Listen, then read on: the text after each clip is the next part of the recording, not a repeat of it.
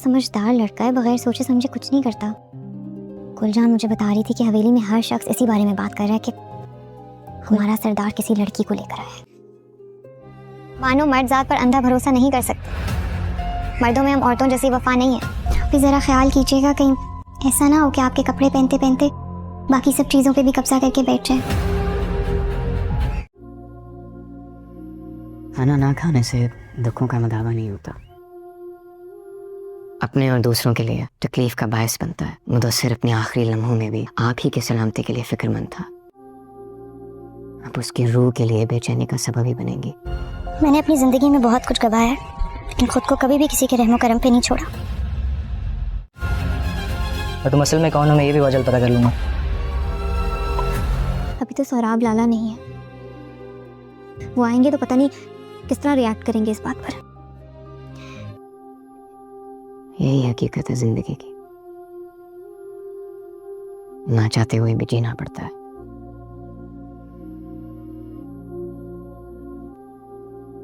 बच्चे, तुम्हारे मियाँ के बारे में पता चला, बहुत दुख हुआ। खुदा उसकी मग़फ़िरत करे और तुम्हें सब्र दे। कैसी छोटी सी उम्र में इतना बड़ा गम आ गया तुम्हारे ऊपर। पर ये तो खुदा की मसलहत है ना, इंसान इस सब के सामने बेबस है। हौसला करो बच्चे, और इस हवेली को अपना ही घर समझ के जितनी देर रहना चाहो आराम से रहो। सर बुलंद पे, अपनी मोहब्बत पे भरोसा करना सीखो। वो तो तुम्हें अपनी जान से ज़्यादा चाहता है। और ये जो बच्ची है, ये तुम्हारे सरबुलंद की मेहमान है ना। तुम इस घर की मालकिन हो, सरबुलंद के दिल की मालिक। तुम्हें तो सरबुलंद की खातिर उस लड़की की खास मेहमानदारी करनी चाहिए। बदगुमानी अच्छी बात नहीं है। जिसके आने से तुम्हें प्रॉब्लम है मैं जानता हूँ। उस मजलूम लड़की ने अपनी आंखों के सामने अपने शौहर का कत्ल होते देखा है, और इस बात को भी 72 घंटे भी नहीं हुए हैं। उससे इनसिक्योर हो रही हो। सिर्फ तुम्हें बता रहा हूँ,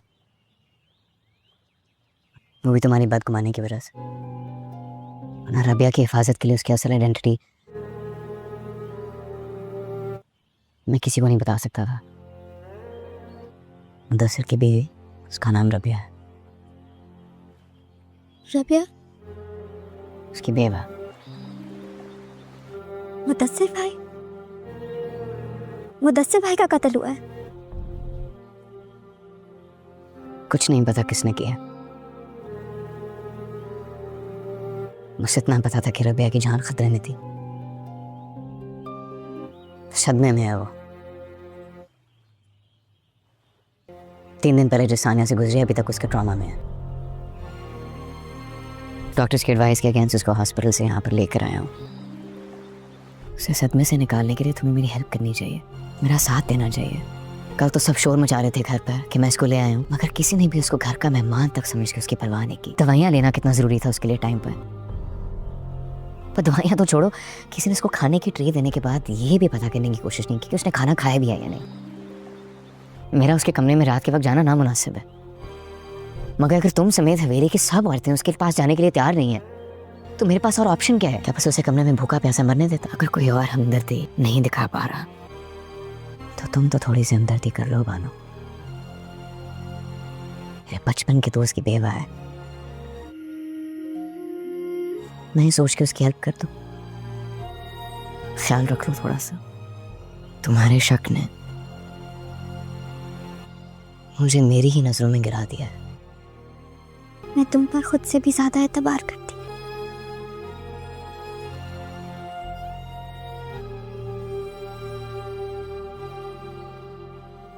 मोहब्बत की सच्चाई का बार बार यकीन दिलाने से झूठी लगने लगती है। मेरी जिंदगी में सिर्फ तुम मां बानो। तुम्हारे अलावा ना कोई और है और ना कभी कोई हो सकता है। मेरा नाम शेरबानो है। माजरत मैं कल तुमसे मिलने नहीं आ सकी, ना तुम्हारी खैरियत मालूम की। मैंने तुम्हें तुम बोला, बुरा तो नहीं लगा?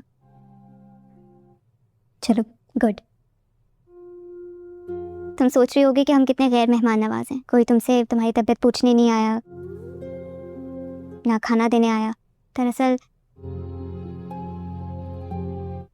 बीजान की कुछ तबीयत ठीक नहीं थी और मैं नहीं आई, उसके लिए मैं माजरत ख्वाह हूँ। तुम नहा लो तो मैं तुम्हारे लिए कुछ कपड़े भिजवा देती हूँ, फिर बीबी जान के साथ ही नाश्ता कर लेंगे। जब तक तुम यहाँ हो तुम इसे अपना घर समझ सकती हो। किसी चीज़ की ज़रूरत हो तो बता देना। अस्सलाम वालेकुम नाज़रीन, ज़ंजीर ड्रामे की इस किस्त का आगाज़ पिछले किस्त के अख्ताम से होता है, जहाँ पर हमें देखने को मिलता है कि जब तोरसम रबिया को नुकसान पहुँचाने आया होता है तो फिर वहाँ पर मुदस्सर के हाथे लग जाता है और फिर वहाँ पर सरबुलंद रबिया को अपने साथ वहाँ पर अपनी हवेली लेने के लिए चले जाता है और फिर वहाँ पर मुदस्सर को वही पकड़ लेते हैं और फिर रबिया को भी इस बात के बारे में खबर होती है, जिसके बाद हम देखते हैं कि मुदस्सर रबिया को अपने सरबुलंद रबिया को अपने साथ वापस हवेली ले जाता है। जिसके बाद हम देखते हैं कि जब वो वहाँ पर लेके आया होता है तो फिर उसकी नौकरानी वहाँ उसे बाहर से देख रही होती है। जब वो उसे देखती है कि वो किसी लड़की को साथ लेकर आ रहा है तो वो भागते ही बानो और सरबुलंद की वालदा के पास जाती है और फिर वो उसे बोलती है कि आपका बेटा एक लड़की को साथ ले आया है। बानो सबसे पहले ये बोलती है कि सरबुलंद आ गया है ना, तो फिर वो बोलती है कि हाँ, आपको हमेशा की तरह पता चल जाता है कि सरबुलंद आ गए हैं और अब वो एक लड़की को भी साथ ले आए हैं। जिसके बाद वो काफ़ी ज़्यादा हैरान हो जाते हैं। जिसके बाद हम देखते हैं कि सरबुलंद रबिया को लेकर अंदर चले जाता है और फिर बाद में उसे कहता है कि आप दवाई और खाना खा ले, वैसे भी हम आपको डॉक्टर की एडवाइस के खिलाफ जाकर यहाँ पर लेकर आए हैं, तो फिर आपको आपका यहाँ पर अच्छे से ख्याल भी रखना होगा। और फिर हम देखते हैं कि वहाँ पर बानो आ जाती है और फिर वो पूछती है कि ये कौन है। सरबुलंद कहता है कि बाहर आओ, मैं तुम्हें बताता हूँ कि ये कौन है। और फिर वहाँ पर वो बानो उसके पीछे ही पड़ जाती है और वो उसे बोलती है कि मुझे जल्दी से बताओ कि ये कौन है। सरबुलंद कहता है कि मैं अपनी वालदा के पास जाने के बाद बताऊँगा। जिसके बाद वो जाकर अपनी वालदा के पास बैठता है और फिर वो उनसे सबसे पहले तो मिलता है और फिर वहाँ पर उसकी वालदा भी उससे पूछती हैं कि क्या हुआ है। और फिर जब बानो उसके पीछे पड़ी होती है तो फिर उसकी वालदा ये कहती हैं कि बेटा थोड़ी देर रुक जाओ, उसको सांस तो लेने दो। और फिर वहाँ पर वो बताने लग जाता है कि मेरे करीबी किसी दोस्त की बेवा है, उसे उसके सामने मार दिया गया था और अब मैंने इसे अपने घर में पनाह दे दी है। जिसके बाद बानो ये कहती है कि मैं तुम्हारे सारे दोस्तों को जानती हूँ, तो फिर मैंने इस लड़की को पहले कभी क्यों नहीं देखा। तो वो बोलता है कि इस सारे का मैं तुम्हें अभी जवाब नहीं दे सकता, जब वक्त आएगा तब तुम्हें खुद ही पता चल जाएगा। और फिर वो ये कह के वहाँ से उठकर निकल जाता है।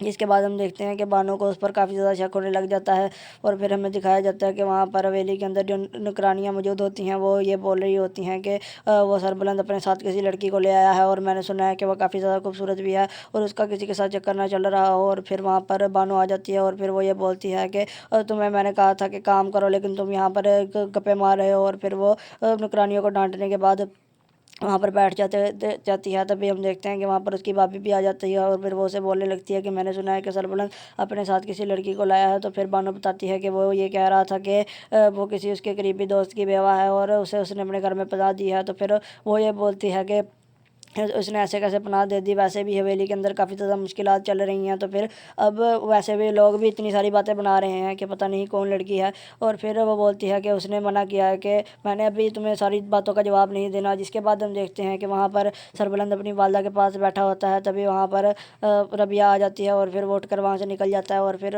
रबिया से उसके सरबुलंद की वालदा बोलती हैं कि बेटा क्या मैंने सुना है कि तुम्हारे शौहर को तुम्हारे सामने कत्ल कर दिया गया था, तुम वो काफ़ी मज़लूम लग रही हो, तुम्हारी शक्ल से पता लग रहा है कि तुम्हारे साथ कुछ गलत हुआ है।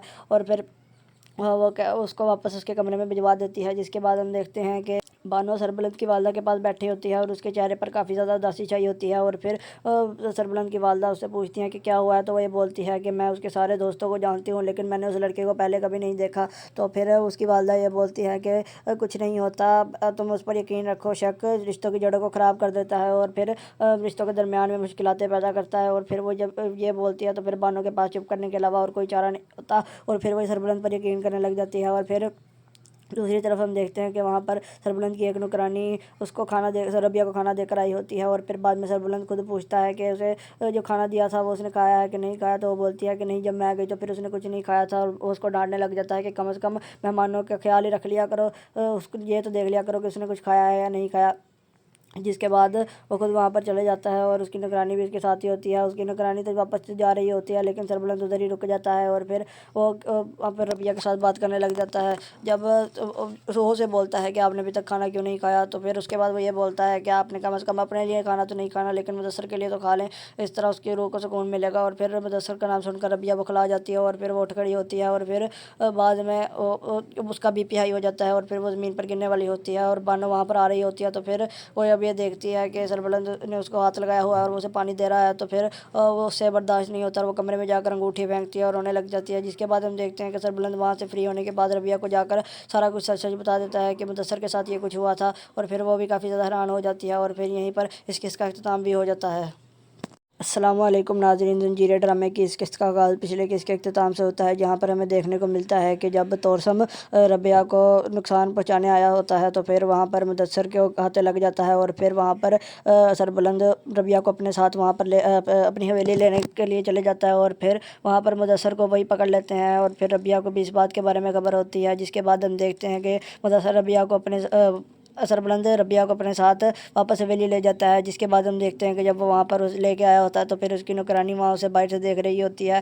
जब वो उसे देखती है कि वो किसी लड़की को साथ लेकर आ रहा है, तो वो भागते ही बानो और सरबलंद की वालदा के पास जाती है और फिर वो उसे बोलती है कि आपका बेटा एक लड़की को साथ ले आया है। बानो सबसे पहले ये बोलती है कि सरबुलंद आ गया है ना, तो फिर वो बोलती है कि हाँ, आपको हमेशा की तरह पता चल जाता है कि सरबुलंद आ गए हैं और अब वो एक लड़की को भी साथ ले आए हैं। जिसके बाद वो काफ़ी ज़्यादा हैरान हो जाते हैं। जिसके बाद हम देखते हैं कि सरबुलंद रबिया को लेकर अंदर चले जाता है और फिर बाद में उसे कहता है कि आप दवाई और खाना खा ले, वैसे भी हम आपको डॉक्टर की एडवाइस के खिलाफ जाकर यहाँ पर लेकर आए हैं, तो फिर आपको आपका यहाँ पर अच्छे से ख्याल भी रखना होगा। और फिर हम देखते हैं कि वहाँ पर बानो आ जाती है और फिर वो पूछती है कि ये कौन है। सरबुलंद कहता है कि बाहर आओ, मैं तुम्हें बताता हूँ कि ये कौन है। और फिर वहाँ पर वो बानो उसके पीछे ही पड़ जाती है और वो उसे बोलती है कि मुझे जल्दी से बताओ कि ये कौन है। सरबुलंद कहता है कि मैं अपनी वालदा के पास जाने के बाद बताऊँगा। जिसके बाद वो जाकर अपनी वालदा के पास बैठता है और फिर वो उनसे सबसे पहले तो मिलता है और फिर वहाँ पर उसकी वालदा भी उससे पूछती हैं कि क्या हुआ है। और फिर जब बानो उसके पीछे पड़ी होती है, तो फिर उसकी वालदा ये कहती हैं कि बेटा थोड़ी देर रुक जाओ, उसको सांस तो लेने दो। और फिर वहाँ पर वो बताने लग जाता है कि मेरे करीबी किसी दोस्त की बेवा है, उसे उसके सामने मार दिया गया था और अब मैंने इसे अपने घर में पनाह दे दी है। जिसके बाद बानो ये कहती है कि मैं तुम्हारे सारे दोस्तों को जानती हूँ, तो फिर मैंने इस लड़की को पहले कभी क्यों नहीं देखा। तो वो बोलता है कि इस सारे का मैं तुम्हें अभी जवाब नहीं दे सकता, जब वक्त आएगा तब तुम्हें खुद ही पता चल जाएगा। और फिर वो ये कह के वहाँ से उठकर निकल जाता है। इसके बाद हम देखते हैं कि बानो को उस पर काफ़ी ज़्यादा शक होने लग जाता है और फिर हमें दिखाया जाता है कि वहाँ पर हवेली के अंदर जो नौकरानियाँ मौजूद होती हैं, वो ये बोल रही होती हैं कि वो सरबुलंद अपने साथ किसी लड़की को ले आया है और मैंने सुना है कि वह काफ़ी ज़्यादा खूबसूरत भी है और उसका किसी के साथ चक्कर ना चल रहा हो। और फिर वहाँ पर बानो आ जाती है और फिर वो ये बोलती है कि तुम्हें मैंने कहा था कि काम करो, लेकिन तुम यहाँ पर गप्पे मार रहे हो। और फिर वो नौकरानियों को डांटने के बाद वहाँ पर बैठ जाती है। तभी हम देखते हैं कि वहाँ पर उसकी भाभी भी आ जाती है और फिर वो उसे बोलने लगती है कि मैंने सुना है कि सरबुलंद अपने साथ किसी लड़की को लाया है। तो फिर बानो बताती है कि वो ये कह रहा था कि वो किसी उसके करीबी दोस्त की बेवा है और उसे उसने अपने घर में पना दी है। तो फिर वो ये बोलती है कि उसने ऐसे कैसे पनाह दे दी, वैसे भी हवेली के अंदर काफ़ी ज़्यादा मुश्किलात चल रही हैं। तो फिर अब वैसे भी लोग भी इतनी सारी बातें बना रहे हैं कि पता नहीं कौन लड़की है। और फिर वो बोलती है कि उसने मना किया है कि मैंने अभी तुम्हें सारी बातों का जवाब नहीं देना। जिसके बाद हम देखते हैं कि वहाँ पर सरबुलंद अपनी वालदा के पास बैठा होता है। तभी वहाँ पर रबिया आ जाती है और फिर वो उठकर वहाँ से निकल जाता है। और फिर रबिया से उसके सरबुलंद की वालदा बोलती हैं कि बेटा, क्या मैंने सुना है कि तुम्हारे शौहर को तुम्हारे सामने कत्ल कर दिया गया था, तुम वो काफ़ी मज़लूम लग रही हो, तुम्हारी शक्ल से पता लग रहा है कि तुम्हारे साथ कुछ गलत हुआ है। और फिर वो क्या उसको वापस उसके कमरे में भिजवा देती है। जिसके बाद हम देखते हैं कि बानो सरबलंद की वालदा के पास बैठी होती है और उसके चेहरे पर काफ़ी ज़्यादा उदासी छाई होती है। और फिर सरबलंद की वालदा उससे पूछती हैं कि क्या हुआ है। तो वो ये बोलती है कि मैं उसके सारे दोस्तों को जानती हूँ, लेकिन मैंने उस लड़के को पहले कभी नहीं देखा। तो फिर उसकी वालदा ये बोलती है कि कुछ नहीं होता, तुम उस पर यकीन रखो, शक रिश्तों की जड़ों को ख़राब कर देता है और फिर रिश्तों के दरमियान में मुश्किलातें पैदा करता है। और फिर वो जब ये बोलती है, तो फिर बानो के पास चुप करने के अलावा और कोई चारा नहीं होता और फिर वो सरबलंद पर यकीन करने लग जाती है। और फिर दूसरी तरफ हम देखते हैं कि वहाँ पर सरबुलंद की एक नौकरानी उसको खाना दे रबिया को खाना देकर आई होती है। और फिर बाद में सरबुलंद खुद पूछता है कि उसे जो खाना दिया था वो उसने खाया है कि नहीं खाया। तो वो बोलती है कि नहीं, जब मैं गई तो फिर उसने कुछ नहीं खाया था। और वो उसको डांटने लग जाता है कि कम से कम मेहमानों का ख्याल ही रख लिया करो, उसको ये तो देख लिया करो कि उसने कुछ खाया है या नहीं खाया। जिसके बाद वो खुद वहाँ पर चले जाता है और उसकी निगरानी भी उसके साथ ही होती है। उसकी निगरानी तो वापस से जा रही होती है, लेकिन सरबलंद उधर ही रुक जाता है और फिर वो वहाँ पर रबिया के साथ बात करने लग जाता है। जब वो से बोलता है कि आपने अभी तक खाना क्यों नहीं खाया, तो फिर उसके बाद वो ये बोलता है कि आपने कम से कम अपने लिए खाना तो नहीं खाना, लेकिन मुदस्सर के लिए तो खा लें, इस तरह उसकी रूह को सुकून मिलेगा। और फिर मुदस्सर का नाम सुनकर रबिया बौखला जाती है और फिर वो उठ खड़ी होती है और फिर बाद में उसका बीपी हाई हो जाता है और फिर वो ज़मीन पर गिरने वाली होती है और बानो वहाँ पर आ रही होती है। तो फिर वो अब ये देखती है कि सरबलंद ने उसको हाथ लगाया हुआ है और वो उसे पानी दे रहा है, तो फिर वो उससे बर्दाश्त नहीं होता और वो कमरे में जाकर अंगूठी फेंकती है और रोने लग जाती है। जिसके बाद हम देखते हैं कि सरबलंद वहाँ से फ्री होने के बाद रबिया को जाकर सारा कुछ सच सच बता देता है कि मुदस्सर के साथ ये कुछ हुआ था, और फिर वो भी काफ़ी ज़्यादा हैरान हो जाती है और फिर यहीं पर इस किस्त का अख्ताम भी हो जाता है।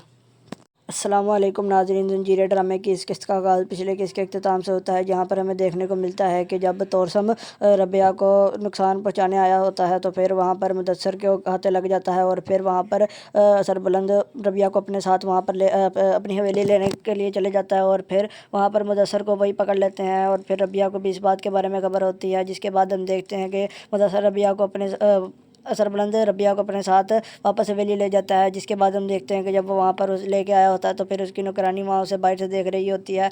जब वो उसे देखती है कि वो किसी लड़की को साथ लेकर आ रहा है, तो वो भागते ही बानो और सरबलंद की वालदा के पास जाती है और फिर वो उसे बोलती है कि आपका बेटा एक लड़की को साथ ले आया है। बानो सबसे पहले ये बोलती है कि सरबुलंद आ गया है ना, तो फिर वो बोलती है कि हाँ, आपको हमेशा की तरह पता चल जाता है कि सरबुलंद आ गए हैं और अब वो एक लड़की को भी साथ ले आए हैं। जिसके बाद वो काफ़ी ज़्यादा हैरान हो जाते हैं। जिसके बाद हम देखते हैं कि सरबुलंद रबिया को लेकर अंदर चले जाता है और फिर बाद में उसे कहता है कि आप दवाई और खाना खा ले, वैसे भी हम आपको डॉक्टर की एडवाइस के खिलाफ जाकर यहाँ पर लेकर आए हैं, तो फिर आपका यहाँ पर अच्छे से ख्याल भी रखना होगा। और फिर हम देखते हैं कि वहाँ पर बानो आ जाती है और फिर वो पूछती है कि ये कौन है। सरबुलंद कहता है कि बाहर आओ, मैं तुम्हें बताता हूँ कि ये कौन है। और फिर वहाँ पर वो बानो उसके पीछे ही पड़ जाती है और वो उसे बोलती है कि मुझे जल्दी से बताओ कि ये कौन है। सरबुलंद कहता है कि मैं अपनी वालदा के पास जाने के बाद बताऊँगा। जिसके बाद वो जाकर अपनी वालदा के पास बैठता है और फिर वो उनसे सबसे पहले तो मिलता है और फिर वहाँ पर उसकी वालदा भी उससे पूछती हैं कि क्या हुआ है। और फिर जब बानो उसके पीछे पड़ी होती है, तो फिर उसकी वालदा ये कहती हैं कि बेटा थोड़ी देर रुक जाओ, उसको सांस तो लेने दो।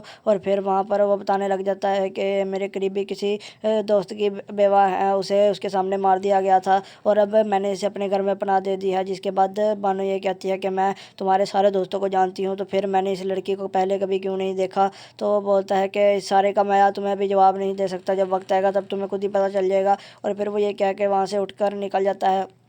जिसके बाद हम देखते हैं कि बानो को उस पर काफ़ी ज़्यादा शक होने लग जाता है और फिर हमें दिखाया जाता है कि वहाँ पर हवेली के अंदर जो नौकरानियाँ मौजूद होती हैं, वो ये बोल रही होती हैं कि वो सरबुलंद अपने साथ किसी लड़की को ले आया है और मैंने सुना है कि वह काफ़ी ज़्यादा खूबसूरत भी है और उसका किसी के साथ चक्कर ना चल रहा हो। और फिर वहाँ पर बानो आ जाती है और फिर वो ये बोलती है कि तुम्हें मैंने कहा था कि काम करो, लेकिन तुम यहाँ पर गप्पे मार रहे हो। और फिर वो नौकरानियों को डांटने के बाद वहाँ पर बैठ जाती है। तभी हम देखते हैं कि वहाँ पर उसकी भाभी भी आ जाती है और फिर वो उसे बोलने लगती है कि मैंने सुना है कि सरबुलंद अपने साथ किसी लड़की को लाया है। तो फिर बानो बताती है कि वो ये कह रहा था कि वो किसी उसके करीबी दोस्त की बेवा है और उसे उसने अपने घर में पना दी है। तो फिर वो ये बोलती है कि उसने ऐसे कैसे पनाह दे दी, वैसे भी हवेली के अंदर काफ़ी ज़्यादा मुश्किलात चल रही हैं। तो फिर अब वैसे भी लोग भी इतनी सारी बातें बना रहे हैं कि पता नहीं कौन लड़की है। और फिर वो बोलती है कि उसने मना किया है कि मैंने अभी तुम्हें सारी बातों का जवाब नहीं देना। जिसके बाद हम देखते हैं कि वहाँ पर सरबुलंद अपनी वालदा के पास बैठा होता है। तभी वहाँ पर रबिया आ जाती है और फिर वो उठकर वहाँ से निकल जाता है। और फिर रबिया से उसके सरबुलंद की वालदा बोलती हैं कि बेटा, क्या मैंने सुना है कि तुम्हारे शौहर को तुम्हारे सामने कत्ल कर दिया गया था, तुम वो काफ़ी मज़लूम लग रही हो, तुम्हारी शक्ल से पता लग रहा है कि तुम्हारे साथ कुछ गलत हुआ है। और फिर वो क्या उसको वापस उसके कमरे में भिजवा देती है। जिसके बाद हम देखते हैं कि बानो सरबुलंद की वालदा के पास बैठी होती है और उसके चेहरे पर काफ़ी ज़्यादा उदासी छाई होती है। और फिर सरबुलंद की वालदा उससे पूछती हैं कि क्या हुआ है। तो वो ये बोलती है कि मैं उसके सारे दोस्तों को जानती हूँ, लेकिन मैंने उस लड़के को पहले कभी नहीं देखा। तो फिर उसकी वालदा ये बोलती है कि कुछ नहीं होता, तुम उस पर यकीन रखो, शक रिश्तों की जड़ों को ख़राब कर देता है और फिर रिश्तों के दरमियान में मुश्किलातें पैदा करता है। और फिर वो जब ये बोलती है, तो फिर बानो के पास चुप करने के अलावा और कोई चारा नहीं होता और फिर वही सरबुलंद पर यकीन करने लग जाती है। और फिर दूसरी तरफ हम देखते हैं कि वहाँ पर सरबुलंद की एक नौकरानी उसको खाना दे रबिया को खाना देकर आई होती है। और फिर बाद में सरबुलंद खुद पूछता है कि उसे जो खाना दिया था वो उसने खाया है कि नहीं खाया। तो वो बोलती है कि नहीं, जब मैं गई तो फिर उसने कुछ नहीं खाया था। और वो उसको डांटने लग जाता है कि कम से कम मेहमानों का ख्याल ही रख लिया करो, उसको ये तो देख लिया करो कि उसने कुछ खाया है या नहीं खाया। जिसके बाद वो खुद वहाँ पर चले जाता है और उसकी निगरानी भी उसके साथ ही होती है। उसकी निगरानी तो वापस से जा रही होती है, लेकिन सरबलंद उधर ही रुक जाता है और फिर वो वहाँ पर रबिया के साथ बात करने लग जाता है। जब वो से बोलता है कि आपने अभी तक खाना क्यों नहीं खाया, तो फिर उसके बाद वो ये बोलता है कि आपने कम से कम अपने लिए खाना तो नहीं खाना, लेकिन मुदस्सर के लिए तो खा लें, इस तरह उसकी रूह को सुकून मिलेगा। और फिर मुदस्सर का नाम सुनकर रबिया बौखला जाती है और फिर वो उठ खड़ी होती है और फिर बाद में उसका बीपी हाई हो जाता है और फिर वो ज़मीन पर गिरने वाली होती है और बानो वहाँ पर आ रही होती है। तो फिर वो अब ये देखती है कि सरबलंद ने उसको हाथ लगाया हुआ है और वो उसे पानी दे रहा है, तो फिर वो उससे बर्दाश्त नहीं होता और वो कमरे में जाकर अंगूठी फेंकती है और रोने लग जाती है। जिसके बाद हम देखते हैं कि सरबलंद वहाँ से फ्री होने के बाद रबिया को जाकर सारा कुछ सच सच बता देता है कि मुदस्सर के साथ ये कुछ हुआ था, और फिर वो भी काफ़ी ज़्यादा हैरान हो जाती है और फिर यहीं पर इस किस्सा का अख्ताम भी हो जाता है। अस्सलामुअलैकुम नाज़रीन, ज़ंजीर ड्रामे की इस किस्त का आगाज़ पिछले किस्त के अख्ताम से होता है, जहाँ पर हमें देखने को मिलता है कि जब तौरसम रबिया को नुकसान पहुँचाने आया होता है, तो फिर वहाँ पर मुदस्सर के हाथे लग जाता है और फिर वहाँ पर सरबलंद रबिया को अपने साथ वहाँ पर अपनी हवेली लेने के लिए चले जाता है और फिर वहाँ पर मुदस्सर को वही पकड़ लेते हैं और फिर रबिया को भी इस बात के बारे में खबर होती है। जिसके बाद हम देखते हैं कि मुदस्सर रबिया को अपने सरबलंद रबिया को अपने साथ वापस हवेली ले जाता है। जिसके बाद हम देखते हैं कि जब वो वहाँ पर उस लेके आया होता है, तो फिर उसकी नौकरानी वहाँ उसे बाहर से देख रही होती है। जब वो उसे देखती है कि वो किसी लड़की को साथ लेकर आ रहा है, तो वो भागते ही बानो और सरबलंद की वालदा के पास जाती है और फिर वो उसे बोलती है कि आपका बेटा एक लड़की को साथ ले आया है। बानो सबसे पहले ये बोलती है कि सरबुलंद आ गया है ना, तो फिर वो बोलती है कि हाँ, आपको हमेशा की तरह पता चल जाता है कि सरबुलंद आ गए हैं और अब वो एक लड़की को भी साथ ले आए हैं। जिसके बाद वो काफ़ी ज़्यादा हैरान हो जाते हैं। जिसके बाद हम देखते हैं कि सरबुलंद रबिया को लेकर अंदर चले जाता है और फिर बाद में उसे कहता है कि आप दवाई और खाना खा ले, वैसे भी हम आपको डॉक्टर की एडवाइस के खिलाफ जाकर यहाँ पर लेकर आए हैं, तो फिर आपको आपका यहाँ पर अच्छे से ख्याल भी रखना होगा। और फिर हम देखते हैं कि वहाँ पर बानो आ जाती है और फिर वो पूछती है कि ये कौन है। सरबुलंद कहता है कि बाहर आओ, मैं तुम्हें बताता हूँ कि ये कौन है। और फिर वहाँ पर वो बानो उसके पीछे ही पड़ जाती है और वो उसे बोलती है कि मुझे जल्दी से बताओ कि ये कौन है। सरबुलंद कहता है कि मैं अपनी वालदा के पास जाने के बाद बताऊँगा। जिसके बाद वो जाकर अपनी वालदा के पास बैठता है और फिर वो उनसे सबसे पहले तो मिलता है और फिर वहाँ पर उसकी वालदा भी उससे पूछती हैं कि क्या हुआ है। और फिर जब बानो उसके पीछे पड़ी होती है, तो फिर उसकी वालदा ये कहती हैं कि बेटा थोड़ी देर रुक जाओ, उसको सांस तो लेने दो। और फिर वहाँ पर वो बताने लग जाता है कि मेरे करीबी किसी दोस्त की बेवा है, उसे उसके सामने मार दिया गया था और अब मैंने इसे अपने घर में पनाह दे दी है। जिसके बाद बानो ये कहती है कि मैं तुम्हारे सारे दोस्तों को जानती हूँ, तो फिर मैंने इस लड़की को पहले कभी क्यों नहीं देखा। तो वो बोलता है कि इस सारे का मैं तुम्हें अभी जवाब नहीं दे सकता, जब वक्त आएगा तब तुम्हें खुद ही पता चल जाएगा। और फिर वो ये कह के वहाँ से उठकर निकल जाता है। जिसके बाद हम देखते हैं कि बानो को उस पर काफ़ी ज़्यादा शक होने लग जाता है और फिर हमें दिखाया जाता है कि वहाँ पर हवेली के अंदर जो नौकरानियाँ मौजूद होती हैं, वो ये बोल रही होती हैं कि वो सरबुलंद अपने साथ किसी लड़की को ले आया है और मैंने सुना है कि वो काफ़ी ज़्यादा खूबसूरत भी है और उसका किसी के साथ चक्कर ना चल रहा हो। और फिर वहाँ पर बानो आ जाती है और फिर वो ये बोलती है कि तुम्हें मैंने कहा था कि काम करो, लेकिन तुम यहाँ पर गप्पे मार रहे हो। और फिर वो नौकरानियों को डांटने के बाद वहाँ पर बैठ जाती है। तभी हम देखते हैं कि वहाँ पर उसकी भाभी भी आ जाती है और फिर वो उसे बोलने लगती है कि मैंने सुना है कि सरबुलंद अपने साथ किसी लड़की को लाया है। तो फिर बानो बताती है कि वो ये कह रहा था कि वो किसी उसके करीबी दोस्त की बेवा है और उसे उसने अपने घर में पहुँचा दी है। तो फिर वो ये बोलती है कि उसने ऐसे कैसे पनाह दे दी, वैसे भी हवेली के अंदर काफ़ी ज़्यादा मुश्किलात चल रही हैं। तो फिर अब वैसे भी लोग भी इतनी सारी बातें बना रहे हैं कि पता नहीं कौन लड़की है। और फिर वो बोलती है कि उसने मना किया है कि मैंने अभी तुम्हें सारी बातों का जवाब नहीं देना। जिसके बाद हम देखते हैं कि वहाँ पर सरबुलंद अपनी वालदा के पास बैठा होता है। तभी वहाँ पर रबिया आ जाती है और फिर वो उठकर वहाँ से निकल जाता है और फिर रबिया से उसके सरबुलंद की वालदा बोलती हैं कि बेटा, क्या मैंने सुना है कि तुम्हारे शौहर को तुम्हारे सामने कत्ल कर दिया गया था, तुम वो काफ़ी मज़लूम लग रही हो, तुम्हारी शक्ल से पता लग रहा है कि तुम्हारे साथ कुछ गलत हुआ है। और फिर वो उसको वापस उसके कमरे में भिजवा देती है। जिसके बाद हम देखते हैं कि बानो सरबलंद की वालदा के पास बैठी होती है और उसके चेहरे पर काफ़ी ज़्यादा उदासी छाई होती है। और फिर सरबलंद की वालदा उससे पूछती है कि क्या हुआ है। तो वो ये बोलती है कि मैं उसके सारे दोस्तों को जानती हूँ, लेकिन मैंने उस लड़के को पहले कभी नहीं देखा। तो फिर उसकी वालदा ये बोलती है कि कुछ नहीं होता, तुम उस पर यकीन रखो, शक रिश्तों की जड़ों को ख़राब कर देता है और फिर रिश्तों के दरमियान में मुश्किलातें पैदा करता है। और फिर वो जब ये बोलती है, तो फिर बानो के पास चुप करने के अलावा और कोई चारा नहीं होता और फिर वो सरबलंद पर यकीन करने लग जाती है। और फिर दूसरी तरफ हम देखते हैं कि वहाँ पर सरबुलंद की एक नौकरानी उसको खाना दे रबिया को खाना देकर आई होती है। और फिर बाद में सरबुलंद खुद पूछता है कि उसे जो खाना दिया था वो उसने खाया है कि नहीं खाया। तो वो बोलती है कि नहीं, जब मैं आ गई तो फिर उसने कुछ नहीं खाया था। और वो उसको डांटने लग जाता है कि कम से कम मेहमानों का ख्याल ही रख लिया करो, उसको ये तो देख लिया करो कि उसने कुछ खाया है या नहीं खाया। जिसके बाद वो खुद वहाँ पर चले जाता है और उसकी निगरानी भी उसके साथ ही होती है। उसकी निगरानी तो वापस से जा रही होती है, लेकिन सरबलंद उधर ही रुक जाता है और फिर वो वहाँ पर रबिया के साथ बात करने लग जाता है। जब रूह से बोलता है कि आपने अभी तक खाना क्यों नहीं खाया, तो फिर उसके बाद वो ये बोलता है कि आपने कम से कम अपने लिए खाना तो नहीं खाना, लेकिन मुदस्सर के लिए तो खा लें, इस तरह उसकी रूह को सुकून मिलेगा। और फिर मुदस्सर का नाम सुनकर रबिया बौखला जाती है और फिर वो उठ खड़ी होती है और फिर बाद में उसका बीपी हाई हो जाता है और फिर वो ज़मीन पर गिरने वाली होती है और बानो वहाँ पर आ रही होती है। तो फिर वो अब ये देखती है कि सरबलंद ने उसको हाथ लगाया हुआ है और वो उसे पानी दे रहा है, तो फिर वो उससे बर्दाश्त नहीं होता और वो कमरे में जाकर अंगूठी फेंकती है और रोने लग जाती है। जिसके बाद हम देखते हैं कि सरबलंद वहाँ से फ्री होने के बाद रबिया को जाकर सारा कुछ सच सच बता देता है कि मुदस्सर के साथ ये कुछ हुआ था, और फिर वो भी काफ़ी ज़्यादा हैरान हो जाती है और फिर यहीं पर इस किस्त का अख्ताम भी हो जाता है।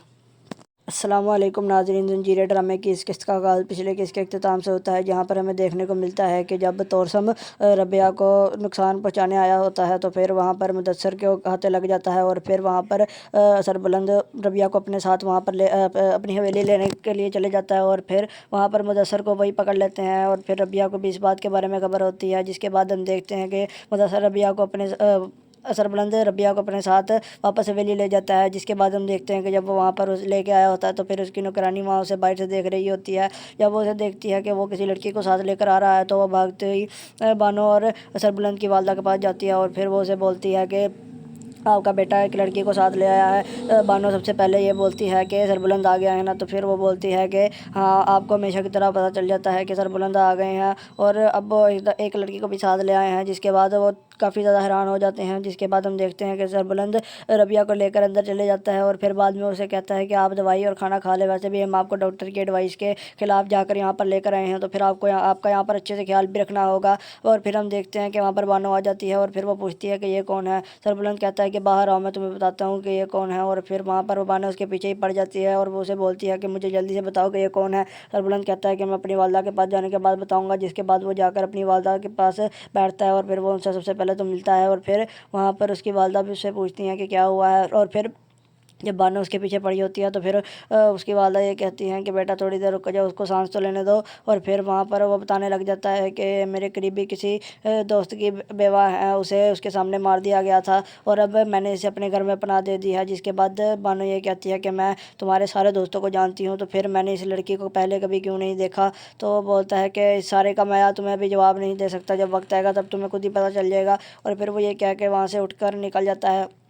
इसके बाद हम देखते हैं कि बानो को उस पर काफ़ी ज़्यादा शक होने लग जाता है और फिर हमें दिखाया जाता है कि वहाँ पर हवेली के अंदर जो नौकरानियाँ मौजूद होती हैं, वो ये बोल रही होती हैं कि वो सरबुलंद अपने साथ किसी लड़की को ले आया है और मैंने सुना है कि वह काफ़ी ज़्यादा खूबसूरत भी है और उसका किसी के साथ चक्कर ना चल रहा हो। और फिर वहाँ पर बानो आ जाती है और फिर वो ये बोलती है कि तुम्हें मैंने कहा था कि काम करो, लेकिन तुम यहाँ पर गप्पे मार रहे हो। और फिर वो नौकरानियों को डांटने के बाद वहाँ पर बैठ जाती है। तभी हम देखते हैं कि वहाँ पर उसकी भाभी भी आ जाती है और फिर वो उसे बोलने लगती है कि मैंने सुना है कि सरबुलंद अपने साथ किसी लड़की को लाया है। तो फिर बानो बताती है कि वो ये कह रहा था कि वो किसी उसके करीबी दोस्त की बेवा है और उसे उसने अपने घर में पना दी है। तो फिर वो ये बोलती है कि उसने ऐसे कैसे पनाह दे दी, वैसे भी हवेली के अंदर काफ़ी ज़्यादा मुश्किलात चल रही हैं। तो फिर अब वैसे भी लोग भी इतनी सारी बातें बना रहे हैं कि पता नहीं कौन लड़की है। और फिर वो बोलती है कि उसने मना किया है कि मैंने अभी तुम्हें सारी बातों का जवाब नहीं देना। जिसके बाद हम देखते हैं कि वहाँ पर सरबुलंद अपनी वालदा के पास बैठा होता है। तभी वहाँ पर रबिया आ जाती है और फिर वो उठकर वहाँ से निकल जाता है। और फिर रबिया से उसके सरबुलंद की वालदा बोलती हैं कि बेटा, क्या मैंने सुना है कि तुम्हारे शौहर को तुम्हारे सामने कत्ल कर दिया गया था, तुम वो काफ़ी मज़लूम लग रही हो, तुम्हारी शक्ल से पता लग रहा है कि तुम्हारे साथ कुछ गलत हुआ है। और फिर वो क्या उसको वापस उसके कमरे में भिजवा देती है। जिसके बाद हम देखते हैं कि बानो सरबलंद की वालदा के पास बैठी होती है और उसके चेहरे पर काफ़ी ज़्यादा उदासी छाई होती है। और फिर सरबलंद की वालदा उससे पूछती हैं कि क्या हुआ है। तो वो ये बोलती है कि मैं उसके सारे दोस्तों को जानती हूँ, लेकिन मैंने उस लड़के को पहले कभी नहीं देखा। तो फिर उसकी वालदा ये बोलती है कि कुछ नहीं होता, तुम उस पर यकीन रखो, शक रिश्तों की जड़ों को ख़राब कर देता है और फिर रिश्तों के दरमियान में मुश्किलातें पैदा करता है। और फिर वो जब ये बोलती है, तो फिर बानो के पास चुप करने के अलावा और कोई चारा नहीं होता और फिर वही सरबलंद पर यकीन करने लग जाती है। और फिर दूसरी तरफ हम देखते हैं कि वहाँ पर सरबुलंद की एक नौकरानी उसको खाना दे रबिया को खाना देकर आई होती है। और फिर बाद में सरबुलंद खुद पूछता है कि उसे जो खाना दिया था वो उसने खाया है कि नहीं खाया। तो वो बोलती है कि नहीं, जब मैं गई तो फिर उसने कुछ नहीं खाया था। और वो उसको डांटने लग जाता है कि कम से कम मेहमानों का ख्याल ही रख लिया करो, उसको ये तो देख लिया करो कि उसने कुछ खाया है या नहीं खाया।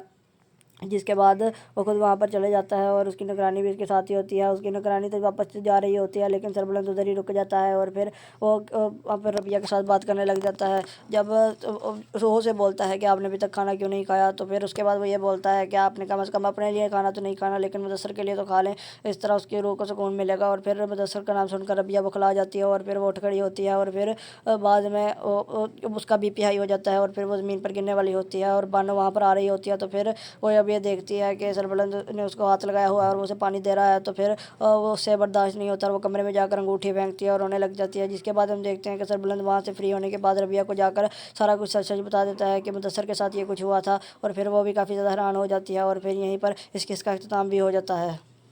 अस्सलामुअलैकुम नाज़रीन, ज़ंजीर ड्रामे की इस किस्त का आगाज़ पिछले किस्त के अख्ताम से होता है, जहाँ पर हमें देखने को मिलता है कि जब तोरसम रबिया को नुकसान पहुँचाने आया होता है, तो फिर वहाँ पर मुदस्सर के हाथे लग जाता है और फिर वहाँ पर सरबलंद रबिया को अपने साथ वहाँ पर अपनी हवेली लेने के लिए चले जाता है और फिर वहाँ पर मुदस्सर को वही पकड़ लेते हैं और फिर रबिया को भी इस बात के बारे में खबर होती है। जिसके बाद हम देखते हैं कि मुदस्सर रबिया को अपने सरबलंद रबिया को अपने साथ वापस हवेली ले जाता है। जिसके बाद हम देखते हैं कि जब वो वहाँ पर लेके आया होता है, तो फिर उसकी नौकरानी वहाँ उसे बाहर से देख रही होती है। जब वो उसे देखती है कि वो किसी लड़की को साथ लेकर आ रहा है, तो वो भागते ही बानो और सरबलंद की वालदा के पास जाती है और फिर वो उसे बोलती है कि आपका बेटा एक लड़की को साथ ले आया है। बानो सबसे पहले ये बोलती है कि सरबुलंद आ गया है ना, तो फिर वो बोलती है कि हाँ, आपको हमेशा की तरह पता चल जाता है कि सरबुलंद आ गए हैं और अब वो एक लड़की को भी साथ ले आए हैं। जिसके बाद वो काफ़ी ज़्यादा हैरान हो जाते हैं। जिसके बाद हम देखते हैं कि सरबुलंद रबिया को लेकर अंदर चले जाता है और फिर बाद में उसे कहता है कि आप दवाई और खाना खा ले, वैसे भी हम आपको डॉक्टर की एडवाइस के